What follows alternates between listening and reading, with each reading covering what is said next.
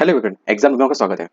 Guys, अभी मैंने 2 दिन पहले जो वीडियो डाली थी, ठीक है, सफदरगंज के डीवी के रिगार्डिंग, है ना, बहुत सी पोस्ट के अपडेट के रिगार्डिंग, मतलब कितनी पोस्ट बची हैं जो इन्होंने 1 मई से 7 मई के बीच में बताई हैं, है ना।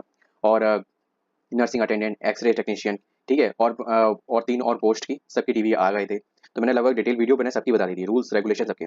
पर आपके कुछ कमेंट्स हैं जो मैं इस वीडियो में कंप्लीटली लेने वाला हूँ, ठीक है। और आपके जो भी क्वेश्चंस होंगे और क्वेरी होंगे, कमेंट्स बहुत सारे थे और क्वेरीज भी बहुत सारी थी। तो मैंने कहा इसके रिगार्डिंग सबको हो सकता है सबके ये वाले क्वेश्चंस बहुत से कॉमन भी होंगे, है ना। बहुत से क्वेश्चन जो सेम है, कॉमन है, एक ही कुछ को लोग डबल डबल बार कर रहे हैं, है ना। तो मैं इसको इस वीडियो में कंप्लीटली आपको डिटेल में बता देता हूँ, ठीक है। जो भी मेरे पास इन्फॉर्मेशन है उसके रिगार्डिंग अपडेट पूरा कंप्लीट आपको दे देता हूँ। चलिए शुरू करते हैं।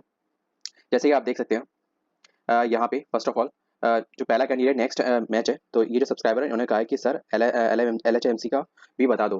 ठीक है, मैं बता दूंगा यार। अभी जैसे कि भाई भाई बहन जो भी हो, आप सब्सक्राइबर में बोल रहा हूँ आपको, अभी कोई भी अपडेट फिलहाल नहीं है। जैसी कोई अपडेट होगी वैसे ही आपको मिल जाएगा। दूसरी बात ये है, ये आप वो वाले में तो नहीं पूछ रहे हैं कि जो फरवरी में एग्जामिनेशन आपका हुआ था, ठीक है, स्पेशल पोस्ट निकाली गई थी दोबारा से रिकंसोलिडेट करके, और फिर आपका फरवरी में, am I not wrong to 17 फरवरी के शायद आसपास एग्जामिनेशन हुआ था आपका, ठीक है। आप उसके रिगार्डिंग अगर कोई अपडेट चाह रहे हैं, ठीक है, तो प्लीज़ कमेंट बॉक्स में दोबारा बताइएगा और चैनल को सब्सक्राइब करके रखिएगा, ताकि जैसे ही मैं वीडियो डालूँ उसके रिगार्डिंग तो आपको अपडेट मिल जाए। नेक्स्ट, रुखसाना, जो रुखसाना 183 बोल रही हैं, 30 को बुलाया है डीवी के लिए सर 9 o'clock पे। आपके आपने डीवी लेटर डाउनलोड कर लिया ही होगा होपफुली। जैसा कि मैंने बताया था कि आपको वेबसाइट पे जाके अपना डीवी एडमिट कार्ड डाउनलोड करना है, अपना लॉगिन आईडी पासवर्ड अगर आप भूल गए हो तो आप अपनी मेल के थ्रू उसको फाइंड आउट कर सकते हैं अगर, ठीक है। तो आपका 30 तारीख को सुबह 9 बजे है, तो होपफुली आप 29 को ही पहुंचने का प्रयास कीजिएगा, ठीक है, और मॉर्निंग में वहाँ पे जल्द से जल्द विजिट कीजिएगा। बाकी एज योर कंसर्न, आप जैसा भी अच्छे समझें, लेकिन जो इन्होंने टाइम दिया है 9 o'clock, तो 8 o'clock पे पहुंचने का प्रयास कीजिएगा, क्योंकि इन्होंने बोला है कि मिनिमम 30 मिनट्स पहले आप पहुंचे, है ना। ये आपके लिए भी अच्छा रहेगा। और दूसरी ये भी चीज़ होती है कि अगर जैसे बच्चे आ गए होते हैं, तो जो प्री प्रोसेस होती है कि जैसे कि मोबाइल वोबाइल रखना, ठीक है, एक चैनल जो एक फॉर्म भरवाएंगे कि कौन कौन से वो अपना डिटेल बनाकर उनसे डॉक्यूमेंट हम जमा कर रहे हो, ठीक है, तो वो प्री प्रोसेस आपकी हो जाएगी तब तक मे बी, ना, इसलिए बुलाते हैं। और काम देखो, काम तो उनको करना ही है, बहुत सारे कैंडिडेट का डीवी है, तो जल्द जितना जल्दी जल्दी होगा वो आपके लिए भी अच्छा रहेगा और उनके लिए भी अच्छा रहेगा। दूसरा, नेक्स्ट मैच करके इन्होंने फिर से वही कमेंट, भाई जैसे ही आगे जैसे ही कोई अपडेट आएगा, और मैंने जो आपको पूछा है, अगर आप उसके रिगार्डिंग अपडेट चाहते हो, ठीक है, तो प्लीज कमेंट बॉक्स में जरूर बताइएगा। नेक्स्ट, शुभम M07, ये सब्सक्राइबर बोल रहे हैं कि सर SGPGI का फार्मासिस्ट ग्रेड 2 का डीवी का वेरिफिकेशन कब होंगे सर, प्लीज बताइए। भाई मैं खुद वेट कर रहा हूँ उसके डीवी के लिए मैं आल्सो कैंडिडेट भी, मैं भी एक कैंडिडेट हूँ, ठीक है, उसमें तो वेट कर रहा हूँ यार, पता नहीं कब तक आएगा, लेकिन हाँ होपफुली जैसे कि अभी जो प्रोसेस चल रही है, ठीक है, तो उसके अकॉर्डिंग ये लग रहा है कि इलेक्शन के बाद पक्का आ ही जाना चाहिए, ठीक है। मे बी आपका जून में या जून एंड तक आपकी डीवी की डेट कंफर्म हो जाएगी, या फिर डेट आ जाएगी, ठीक है।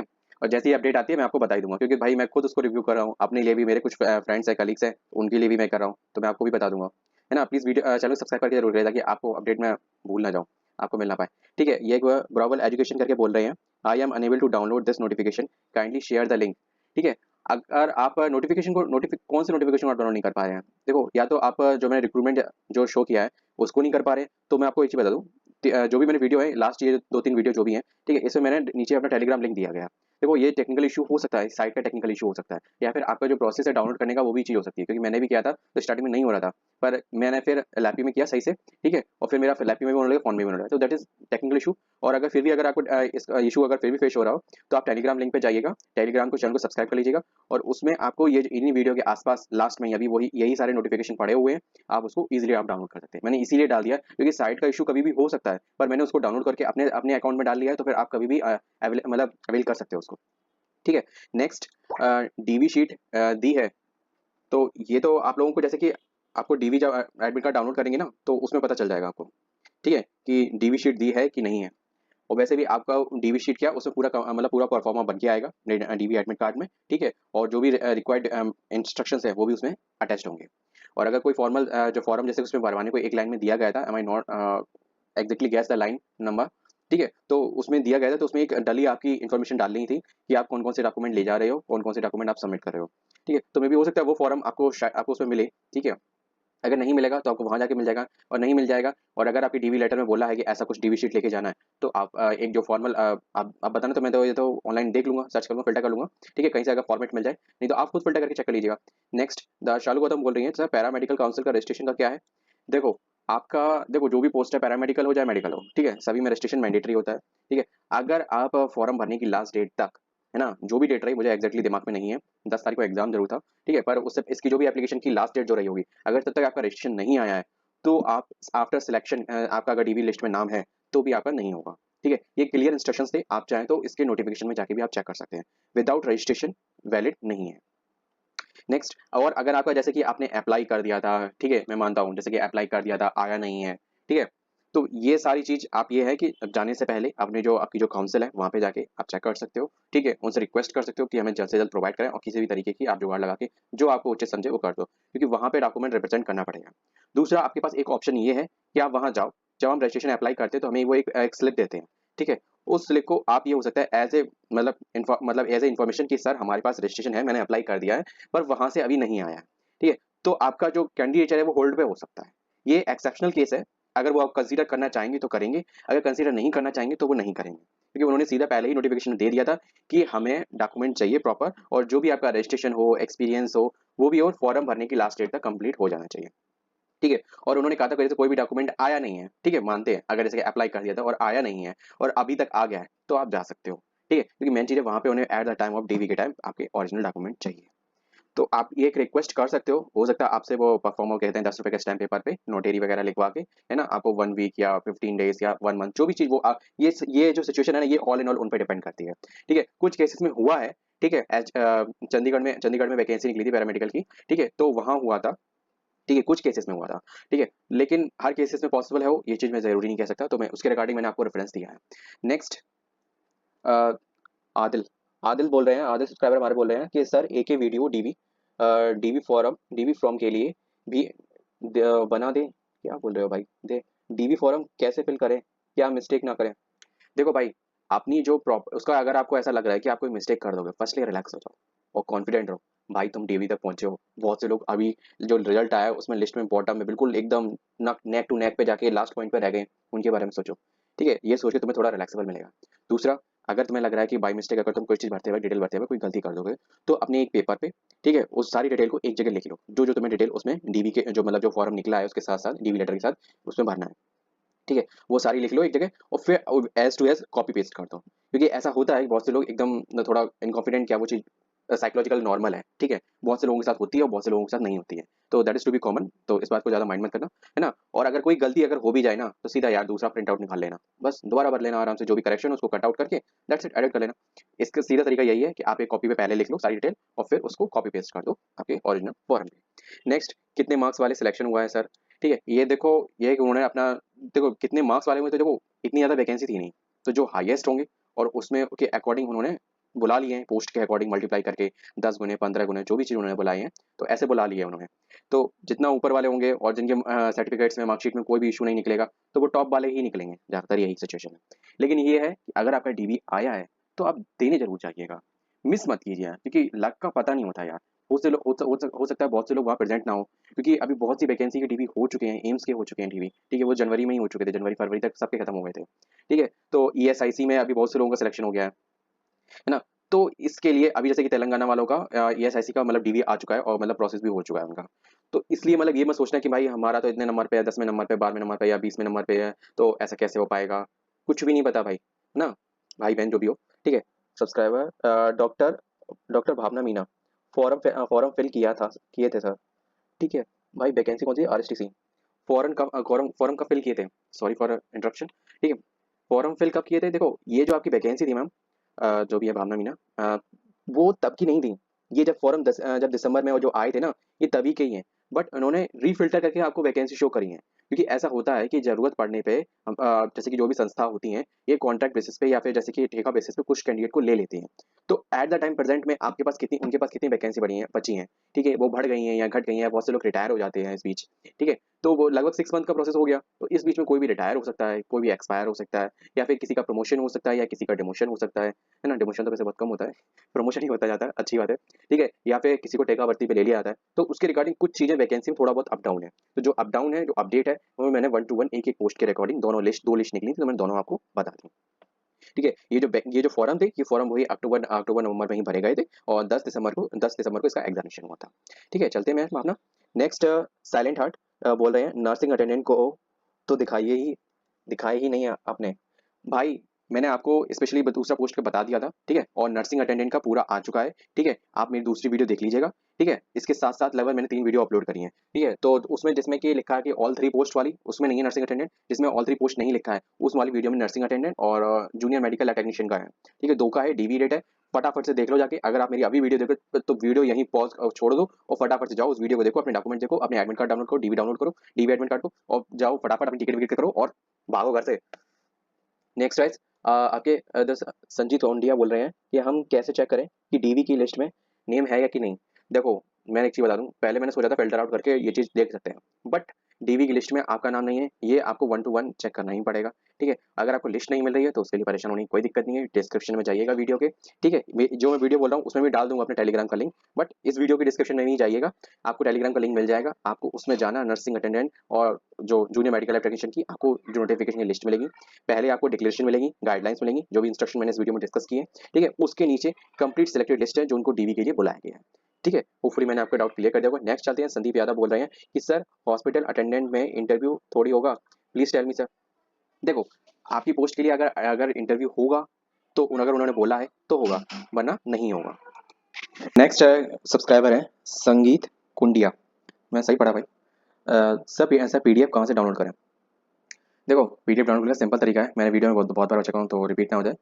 लिंक डिस्क्रिप्शन में, टेलीग्राम लिंक पे जाना, सब्सक्राइब कर लेना उसको, ठीक है, नेक्स्ट के लिए। और उसको फटाफट से उसी में पीडीएफ इन वीडियो के आसपास ही आपको सारी पीडीएफ मिल जाएंगी, ठीक है। नेक्स्ट आपकी क्या है, शालू गौतम बोल रही हैं कि फॉर्म फिल किया तब तो नहीं मांगे थे ये सब। फॉर्म फिल किया था तब तो नहीं मांगे थे, तभी तो आप डीवी में मांग रहे हैं, और ये तो बहुत अच्छी बात है कि फॉर्म फिल किया तब ये नौटंकी नहीं हुई, ठीक है। तो इसलिए आप मांग रहे हैं। और वैसे भी यार, जब डीवी के टाइम सारे डॉक्यूमेंट लगते ही हैं, चाहे कहीं पे भी हो चाहे कोई भी पोस्ट हो। Saalu Gautam next comment, sir lab technician मतलब मैं मुझे बुलाया है, मतलब अच्छा एमएलटी, सॉरी। व्हाट्सएप के मैसेज पढ़ते पढ़ते वो खासकर बोलना नहीं चाहिए सब्सक्राइबर, बट गर्ल्स के लोग शॉर्टकट इतने होते हैं कि समझ में नहीं आता यार। पर आपने तो बिल्कुल सीधा सीधा लिखा है, लैब टेक्नीशियन एमएलटी में मुझे बुलाया है और डीवी शीट को में जो चीज़ मांगी है, जैसे कि 10th और 12th का सर्टिफिकेट, वो नहीं है मार्कशीट, तो क्या करना चाहिए। वैसे ऐसा पॉसिबल तो नहीं होना चाहिए कि किसी के पास 10th 12th का सर्टिफिकेट या फिर मार्कशीट ना हो, ठीक है। अगर आप कोई कोर्स कर रही हैं, फॉर एग्जांपल मानते हैं, ठीक है, मार्कशीट तो है, क्या चाहिए, क्या करना चाहिए। और जैसे कि काउंसिल रजिस्ट्रेशन एटसेट्रा, कुछ ऐसी चीज़। देखिए, आपकी मैं पूरा कंप्लीट क्लियर कर देता हूँ। पहली बात, इनको सारी चीज़ें चाहिए, ठीक है। आपका 10th 12th, ठीक है, आपका रजिस्ट्रेशन, ठीक है, आपकी जो भी मार्कशीट हो, ठीक है, जो भी अपने सर्टिफिकेट कोर्स किया हो, टेक्निकल लैब टेक्नीशियन का ही मान लेते हैं, ठीक है। और इसकी सारी मार्कशीट फाइनल ईयर था, ठीक है। इस बीच में कोई अगर अपने एक्सपीरियंस जो होता है कोर्स के अंदर, ठीक है, उसके बाद सर्टिफिकेट भी सबमिट करना पड़ेगा, ठीक है। इन द केस अगर आपके पास कोई चीज़ नहीं है तो उसका कारण क्या है, ठीक है, आपने कहीं वो जमा कर रखा है, ठीक है। तो अगर जैसे अगर आप कोई कोर्स कर रहे हो तो वहाँ जमा होता है, ठीक है, और कहीं जमा नहीं होता है, तो आपको वहाँ से अवेल करना पड़ेगा, है ना। दूसरी मेन चीज़ है, अगर इन द केस अगर आप एकदम तुरंत अवेल नहीं कर सकते, तो 10th 12th की जितनी भी सर्टिफिकेट्स हैं, मार्कशीट है, ये सब आपके, ये एक ऑप्शन है, पर ये ऑप्शन मैं कंपलसरी नहीं कह सकता कि वो चीज़ वैलिड मान लेंगे, ठीक है। 10th 12th की मार्कशीट तो वो तो ये एक ये जनरल है कि वो लगेगी ही लगेगी, ठीक है। और रही बात आपके कोर्स का, वो मोस्ट इंपॉर्टेंट है, कोर्स वाला चीज़ नेग्लेजिबल नहीं हो सकती।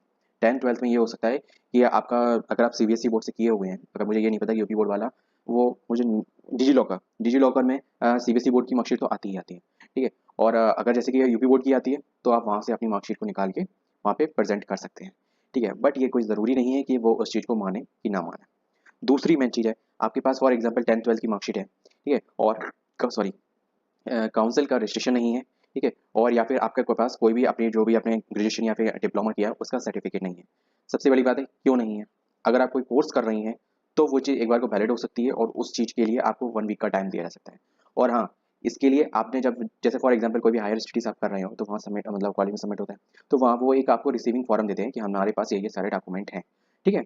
तो आपको क्या करना है, वो जो रिसीविंग डॉक्यूमेंट आपको जो मिला होगा वो आपको यहाँ लेके जाना पड़ेगा, और सारी जितनी मार्कशीट्स हैं सबका ऑनलाइन प्रिंट आउट आपको लेके जाना पड़ेगा, ठीक है। ये मैं आपको एक सुझाव दे रहा हूँ, है ना, ये चीज़ नहीं है कि वो चीज़ इसको माने, लेकिन वो मैं आपको इस आधार पे बोल रहा हूँ कि आपके पास ये प्रूफ है कि आप कहीं कॉलेज में हायर स्टडीज़ कर रही हैं, ठीक है। ये वहाँ का उन्होंने रिसीविंग सर्टिफिकेट है कि उन्होंने मेरे 10th 12th ग्रेजुएशन डिप्लोमा और रजिस्ट्रेशन सर्टिफिकेट वहाँ पे उन्होंने सबमिट कर रखे हैं वेरिफिकेशन के लिए, है ना। तो that is to be okay, और आपको 1 वीक का टाइम दिया जाएगा, आप वहाँ से अपने कॉलेज से उसको अवेल कर सकें, ठीक है। ये एक एक्सेप्शनल सिचुएशन है, ठीक है, तो आपके लिए ये चीज़ हो सकता है।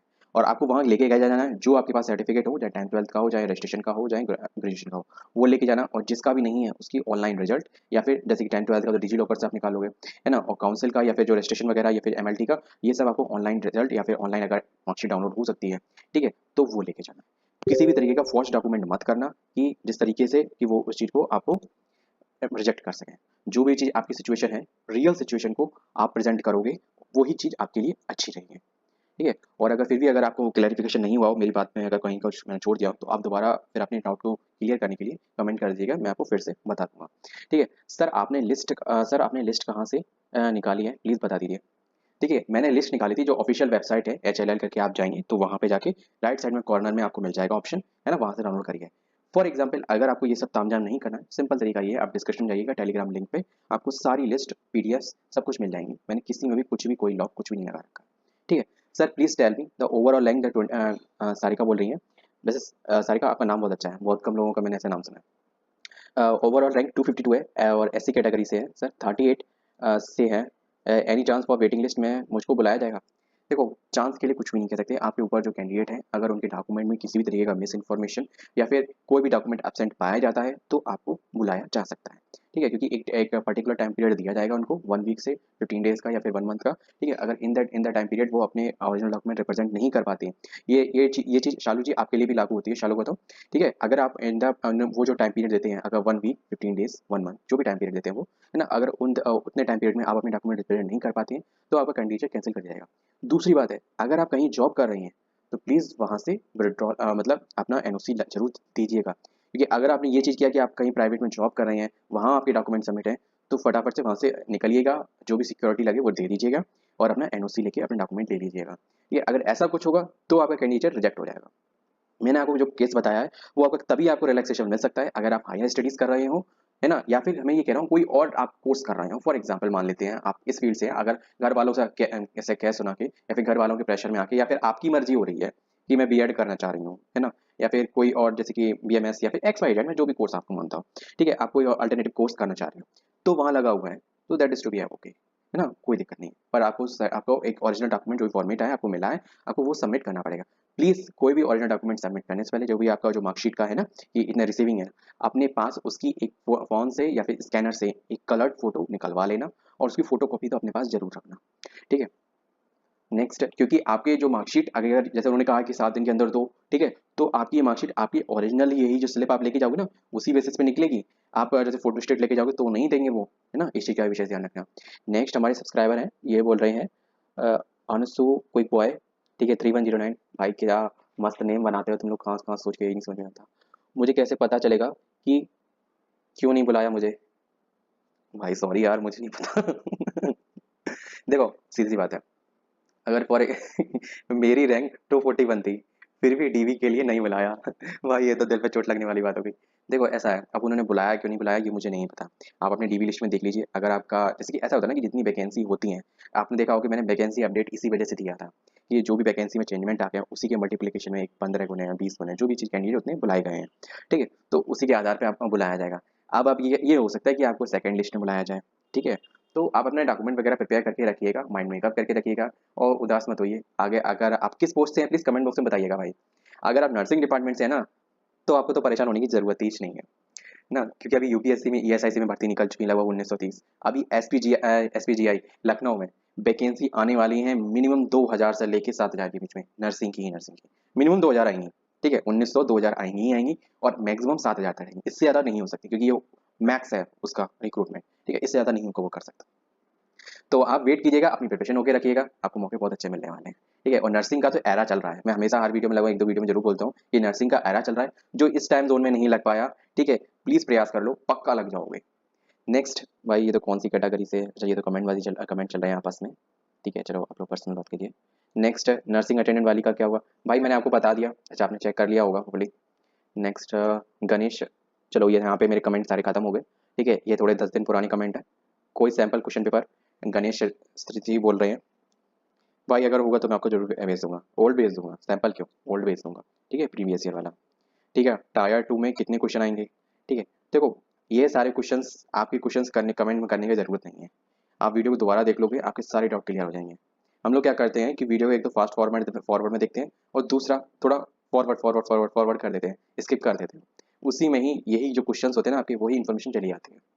ये इस वीडियो में, ये जो वाली जो वीडियो है ना, ये वाली वीडियो को मैंने डिटेल में बनाया है, ठीक है, एक एक पॉइंट को कवर किया है।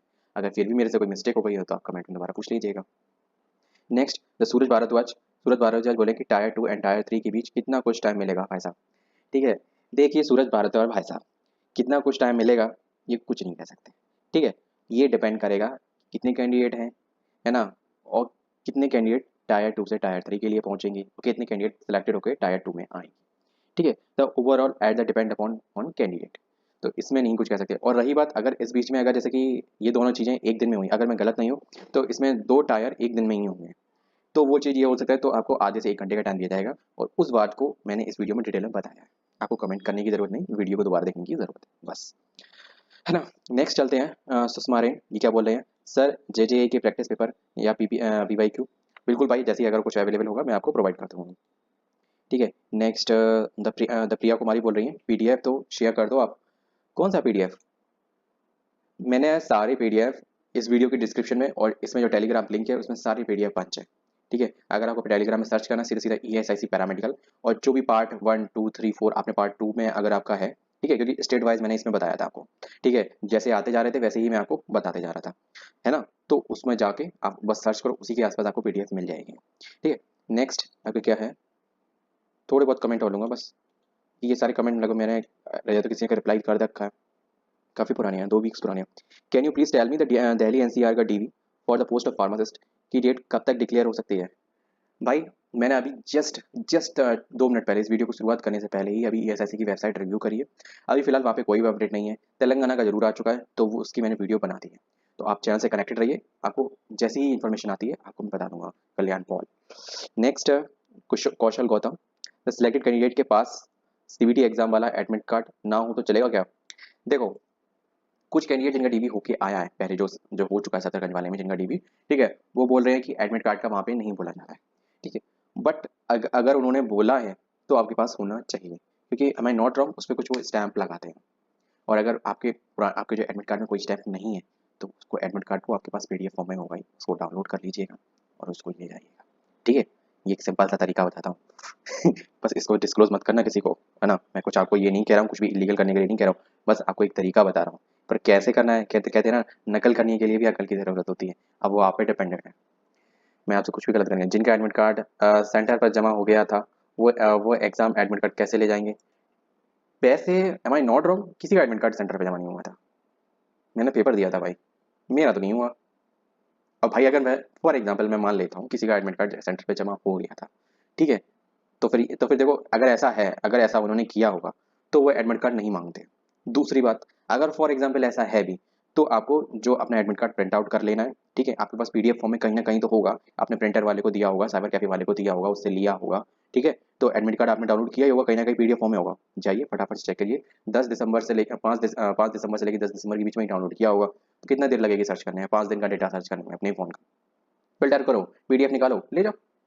देखो, अगर ये बात जेन्युइन है आपकी, ठीक है, तो वो कोई दिक्कत नहीं होगा, और अगर जेन्युइन नहीं है तो फिर तो आपकी प्रॉब्लम का सॉल्यूशन आप खुद जानते हो। ठीक है, next, free clash gamer, thanks. Okay भाई, thanks to you for comment. बस यहीं पे मैं खत्म करता हूँ, बाकी सारे को मैंने रिप्लाई लगभग कर रखा है। ठीक है, अब मिलते हैं नेक्स्ट वीडियो में किसी और अपडेट के साथ। और हाँ, नेक्स्ट वीडियो आने वाली है आपकी, जैसे ही इसके रिगार्डिंग कुछ और अपडेट आएगी ही आएगी, पक्का है। ठीक है, और रही बात ESIC की, और बहुत से जो DV रह गए हैं, ठीक है, तो परेशान ना हो, जैसे इलेक्शन खत्म होता है आप लोगों की DV रीशेड्यूल हो जाएंगे फटाफट से। ठीक है, और होपफुली, क्योंकि 20 जून तक तो लगभग सिस्टम बिजी ही रहेगा। ठीक है, 20 जून तक इसलिए बिजी रहेगा कि बहुत सी हॉलीडेज हैं बीच में। ठीक है, 20 जून तक, और कुछ हॉलीडेज ऐसे हैं जो मतलब एग्जाम के अकॉर्डिंग बिजी हैं। ठीक है, तो वो एग्जाम वगैरह बिजी है, तो 20 जून के बाद 23, 24, 25, 26, 27 लगभग 3 दिन वो खाली होंगे। लगभग 20, 25 जून के बाद ही आपका सही से प्रोसेस हो पाएगा। तो आप परेशान ना हो, अपने डॉक्यूमेंट प्रिपेयर करके रखें, दैट्स इट, आपका काम इतना है, और रिलैक्स रहो, आपका सिलेक्टेड लिस्ट में नाम है, दैट्स ओके। मिलते हैं नेक्स्ट वीडियो में किसी और के साथ। जय हिंद।